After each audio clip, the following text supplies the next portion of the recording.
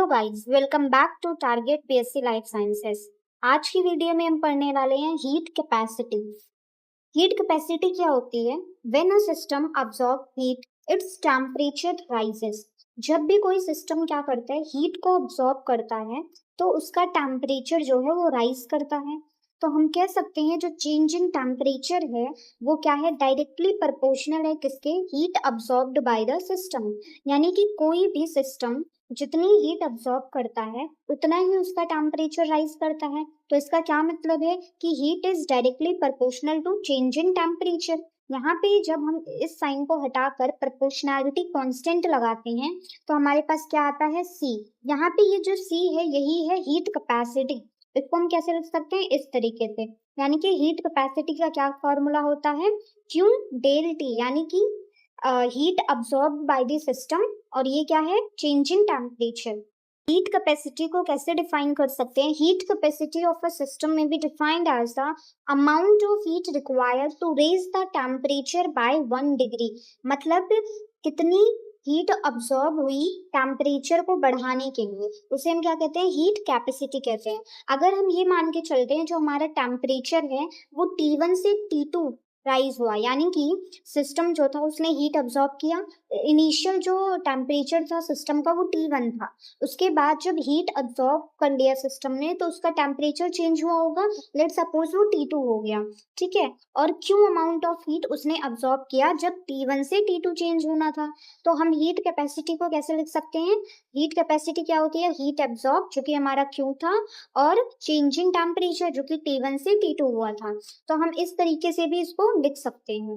Next है हमारा, अगर हमें स्मॉल अमाउंट ऑफ हीट निकालना हो तो सिंपल सा है कि अगर हमें स्मॉल अमाउंट ऑफ, मतलब कि small amount of heat absorb करने पर कितना टेम्परेचर में चेंज आया वो निकालना हो तो वो भी इजिली निकाल सकते हैं। dq क्या है, dq is the small amount of heat absorbed bye the system. और हमारा जो टेम्परेचर था पहले वो T था, अब कितना इंक्रीज हुआ होगा, small amount of temperature increase हुआ होगा, यानी कि dt टेम्परेचर। तो यहाँ पे क्या हो जाएगा, dt हो जाएगा। तो ये भी क्या है, हीट कैपेसिटी का एक फॉर्मूला है।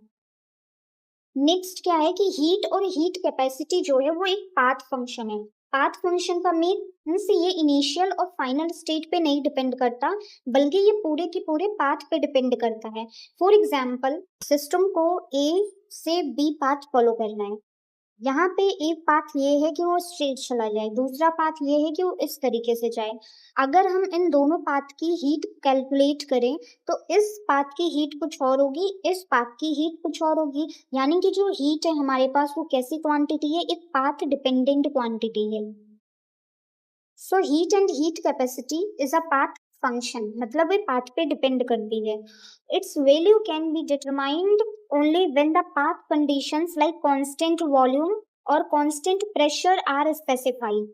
अब पाथ फंक्शन का मतलब एक तो ये हो गया कि जो ए से बी गया तो कौन सा पाथ फॉलो किया, यानी पाथ डिपेंडेंट होता है, एक तो ये मतलब होता है। दूसरा मतलब होता है पाथ फंक्शन का कि जो प्रोसेस हो रहा है, जो केमिकल रिएक्शन हो रही है उसकी कंडीशंस क्या है, उस कंडीशंस को भी हम कहते हैं पाथ कंडीशन। लाइक कोई रिएक्शन कांस्टेंट वॉल्यूम पर हो रही है या कांस्टेंट प्रेशर पे हो रही है, ये उसका पाथ फंक्शन है। Okay, there are two types of heat capacities. एक तो होती है heat capacity at constant volume जिसे हम CV कहते हैं, एक होता है heat capacity at constant pressure जिसे हम CP कहते हैं। Heat capacity at constant volume का मतलब है हीट जब अब्सॉर्ब की जा रही है सिस्टम के टेम्परेचर को इंक्रीज करने के लिए तो उसमें वॉल्यूम को कांस्टेंट रखा गया है। और heat capacity at constant pressure का मतलब होता है जब सिस्टम हीट अब्सॉर्ब कर रहा है उसके टेम्परेचर को राइज करने के लिए, तो जो रिएक्शन हो रही है वो कांस्टेंट प्रेशर पर हो रही है।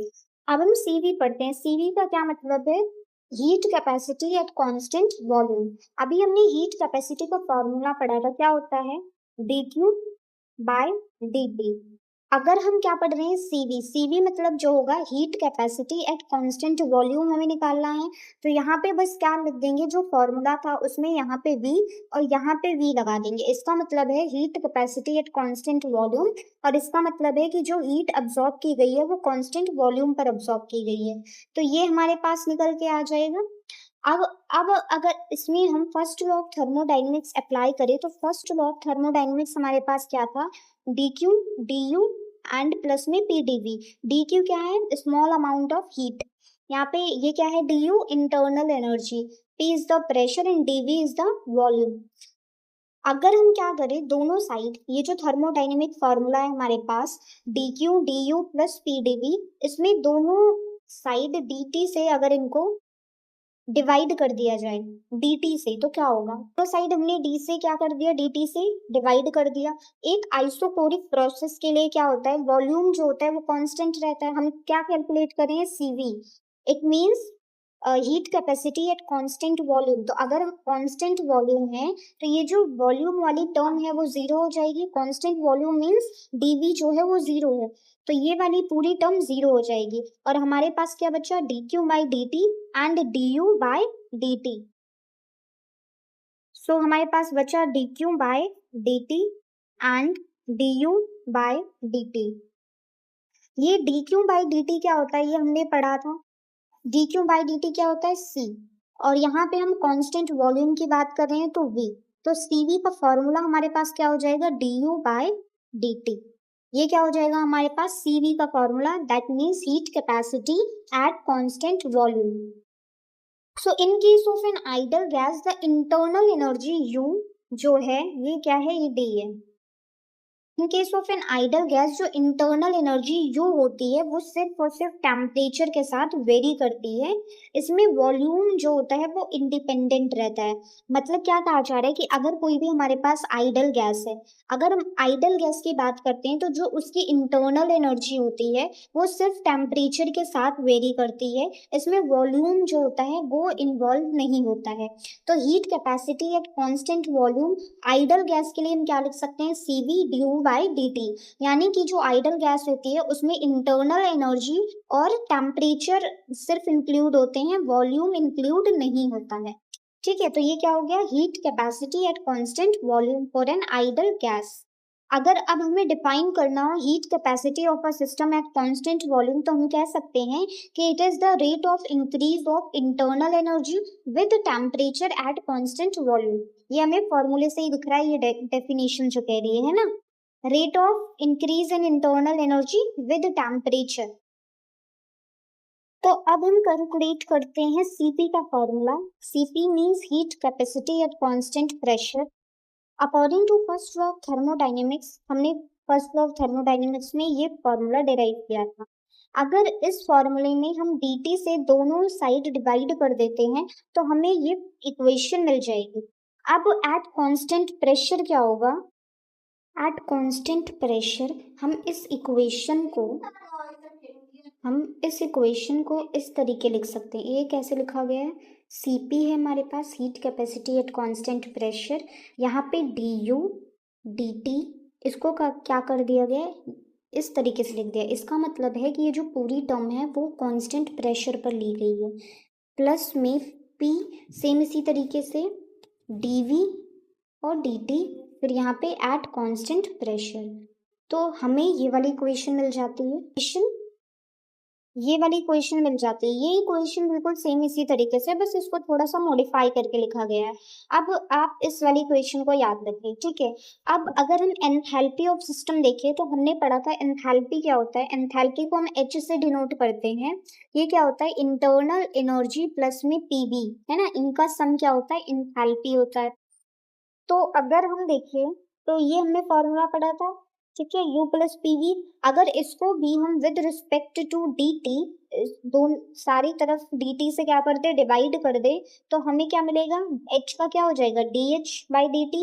P का मतलब एट कांस्टेंट प्रेशर, U यहाँ पे क्या हो जाएगा, सेम इस तरीके से। PV को भी यहाँ पे P जो है वो कांस्टेंट है इसलिए P को हमने डिफ्रेंशिएट नहीं करा, इसको हमने साइड में रखा है, बाहर रखा है, और dv बाई dt कर दिया एट कांस्टेंट प्रेशर। तो हमें ये वाली इक्वेशन मिल गई। अब हमने जो ऊपर इक्वेशन पढ़ी थी ये वाली इक्वेशन, एंड जो अब हमने ये वाली इक्वेशन बनाई, अगर हम इन दोनों इक्वेशन को कंपेयर करें तो हमें क्या पता चलता है कि ये जो है ये दो टर्म जो है दोनों इक्वेशन में सेम है, डिफरेंस सिर्फ इस टर्म में है। तो ये दो, अगर ये वाली दो टर्म आपस में सेम है तो ये वाली टर्म भी इक्वल हो जाएगी। तो यहाँ पे जो Cp होगा वो क्या हो जाएगा, Cp का फॉर्मूला निकल के आएगा dH/dt एट कांस्टेंट प्रेशर। ठीक है। तो अगर हम एक आइडल गैस की बात करें तो आइडल गैस में जो इंथैल्पी है वो वरी करती है टेम्परेचर के साथ, प्रेशर के वो क्या होती है, इंडिपेंडेंट होती है। तो Cp क्या हो जाएगा, dH/dt। आप ये फॉर्मूला देखो, heat capacity at constant pressure, क्या यहाँ पे प्रेशर की टर्म जो है वो इन्वॉल्व हो रही है, यहाँ पे प्रेशर कहीं नहीं यूज किया जा रहा। यानी कि एक आइडल गैस के लिए जो हमारे पास इंथैल्पी होती है वो सिर्फ टेम्परेचर के साथ वरी करती है और प्रेशर इन्वॉल्व नहीं करती है। ठीक है। तो heat capacity at constant pressure हम कैसे डिफाइन कर सकते हैं, the rate of increase of enthalpy with change in temperature. तो ये हो जाएगा heat capacity at constant pressure. तो हमने क्या पढ़ा, हमने पढ़ा कि जो Cv होता है that is heat capacity at constant volume, वो du/dt होता है। और जो Cp होता है वो क्या होता है हमारे पास, वो dH/dt होता है। यहाँ पे इंटरनल एनर्जी विद टेम्परेचर आती है, यहाँ इंथैल्पी आती है विद टेम्परेचर। Cv में आइडल गैस के लिए वॉल्यूम इन्वॉल्व नहीं होता और Cp में आइडल गैस के लिए प्रेशर इन्वॉल्व नहीं होता। अब हम देखते हैं हीट कैपेसिटी का रिलेशनशिप। हमने क्या पढ़ा कि हमारे पास Cp क्या होता है, dH/dt, Cv क्या होता है, du/dt। अगर हम इन इसको इक्वेशन 1 और उसको इक्वेशन 2 मान लें तो हमने एक और फॉर्मूला पढ़ा है कि इंथैल्पी जो होती है वो U प्लस PV का सम होती है। ठीक है। अब PV की हमने एक इक्वेशन पढ़ी है, PV को हम nRT भी लिख सकते हैं। आइडल गैस के लिए n क्या हो गया, नंबर ऑफ मोल्स हमने 1 मान लिया, तो पीवी किसके इक्वल आ गया, आरटी के। तो यहाँ हमने इसकी वैल्यू पुट कर दी।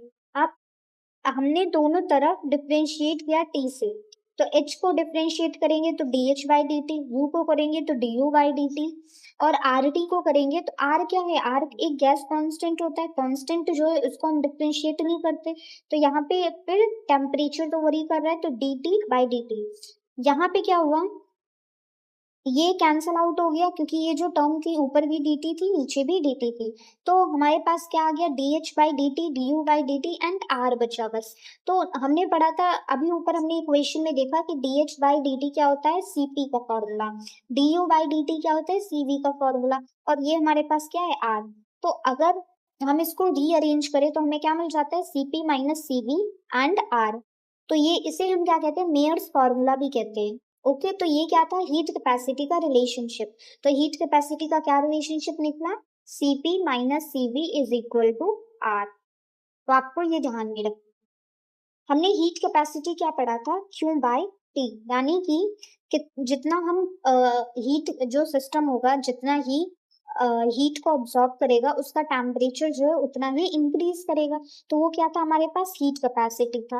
अब स्पेसिफिक हीट कैपेसिटी क्या होता है, it is the quantity of heat required to raise the temperature of 1 gram of substance through 1 kelvin. यानी कि हमारे पास कोई भी सब्सटेंस है जो कि 1 ग्राम है, उसको उसका टेम्परेचर रेज करने के लिए कितनी अमाउंट ऑफ हमें हीट रिक्वायर्ड है, उसे हम कहते हैं heat specific heat capacity. Simple words में कि हमारे पास लेट सपोज कोई भी 1 ग्राम सब्सटेंस है, इसका हमें टेम्परेचर रेज करना है, तो इसका टेम्परेचर रेज करने के लिए हमें कितनी अमाउंट ऑफ हीट रिक्वायर्ड होगी, उसी को हम स्पेसिफिक हीट कैपेसिटी कहते हैं। अब स्पेसिफिक हीट कैपेसिटी का फॉर्मूला क्या हो सकता है, heat capacity by mass. Heat capacity क्या था, हीट कैपेसिटी था Q by change in T, और यहाँ पे मास क्या हो जाएगा, m। तो स्पेसिफिक हीट कैपेसिटी का फॉर्मूला ये हो जाएगा। ठीक है। अब इसकी यूनिट क्या होगी, हीट की यूनिट क्या होती है, जूल, टेम्परेचर की यूनिट होती है केल्विन, और मास की यूनिट होती है केजी। तो क्या हो जाएगा, joule kelvin inverse KG inverse. ठीक है। नेक्स्ट है हमारे पास मोलर हीट कैपेसिटी। जिस तरीके से ऊपर क्या था स्पेसिफिक हीट कैपेसिटी 1 ग्राम सब्सटेंस के लिए, सेम इसी तरीके से यहाँ पे है मोलर हीट कैपेसिटी 1 मोल सब्सटेंस के लिए।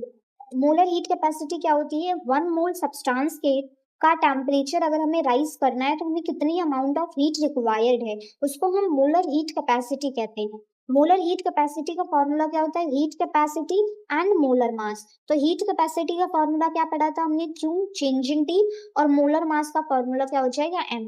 तो यहाँ पे अगर SI यूनिट देखें तो SI यूनिट क्या हो जाएगी, Q की क्या होती है, जूल, इसकी क्या होती है, केल्विन, और मोलर मास की क्या होती है, मोल।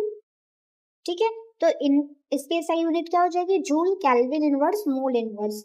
That's all for this video guys, मिलते हैं नेक्स्ट वीडियो में। अगर आपको कोई भी डाउट है तो आप कमेंट में पूछ सकते हैं। Thanks for watching.